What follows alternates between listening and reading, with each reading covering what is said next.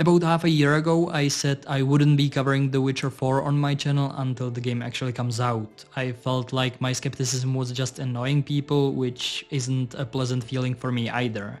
But since then, I've spoken with several friends from the Witcher fan community who helped ease some of my concerns. I've also recently heard some good news that Projekt seems to be much more proactive when it comes to working with fan projects, which I appreciate. So I decided to give the current Projekt and The Witcher 4 a chance. Yesterday they released a tech demo that finally showed where the game will be set, and I have to admit it gave me hope. This is exactly the kind of thing I was hoping for.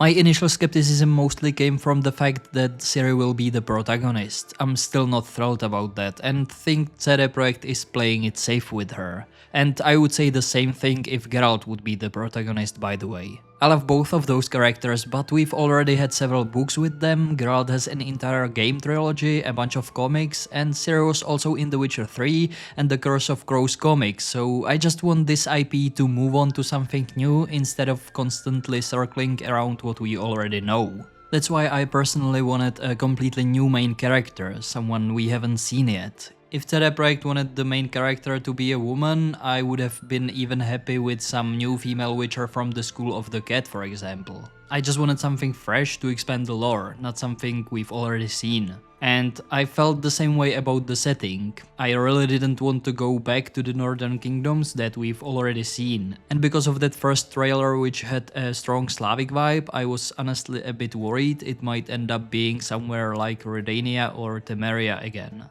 I really wanted to see either Nilfgaard or Kovir, since we've never seen those places in the games. And even though we didn't get a new and unknown protagonist, at least we did get the setting I wanted, because The Witcher 4 will be set in Kovir. I love this. How amazing would it be if we could also explore Povis and the Hangforce League?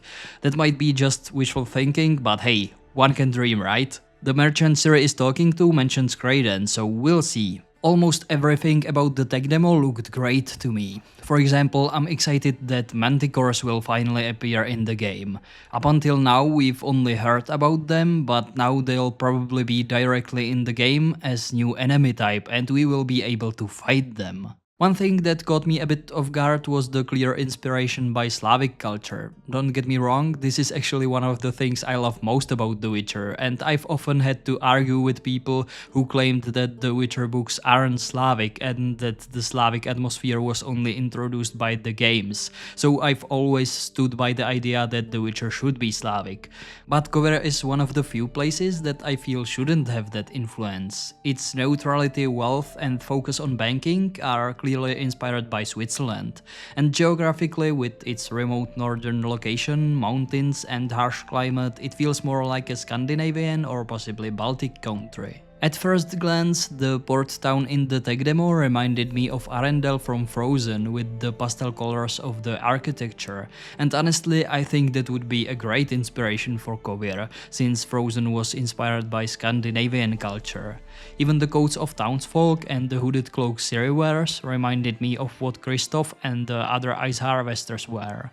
Those were apparently inspired by Sami culture. However, if you look closely at Vagrest, you can definitely see Slavic influences. I've seen a lot of people say it reminds them of the Novgorod Republic.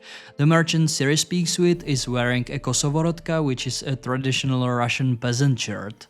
He and a few others also have the Alatir symbol embroidered on their coats, which is a well-known Slavic symbol. I've even had it on my channel banner since I started doing YouTube. What's funny is that this same symbol appears in Scandinavian culture as well, where it's known as the Selburos if I'm not mistaken. You can spot it in Frozen too. I've been thinking for a while now about how similar Baltic culture is to Slavic culture, and when you look at Scandinavian culture and their traditional clothing, there are similarities as well. So I don't mind the Slavic culture inspiration that much, although I'd still prefer Kovir to lean more Scandinavian than Slavic, or they could have incorporated some elements of Swiss folklore or visuals inspired by their history into the game. But of course, like with anything in The Witcher, it's all a big mix of multiple points of inspiration. Nothing is ever strictly based on just one thing. Overall, I'm really happy with what the tech demo revealed. I've come to terms with Ciri being the main character, and the fact that the game will be set in Kovir genuinely excites me. I'm still cautious, but for now, the positives outweigh the negatives in my opinion, and I'm feeling more optimistic. One thing I will miss in The Witcher 4 is the more grounded countryside without any epic mountains in the background, because that's the kind of setting I've always loved the most in The Witcher.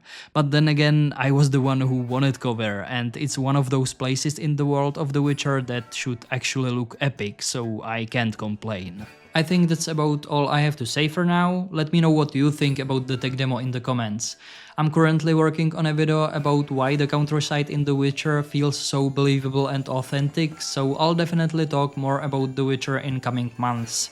If that sounds interesting too and you are new here, feel free to subscribe. Thanks for watching and see you next time.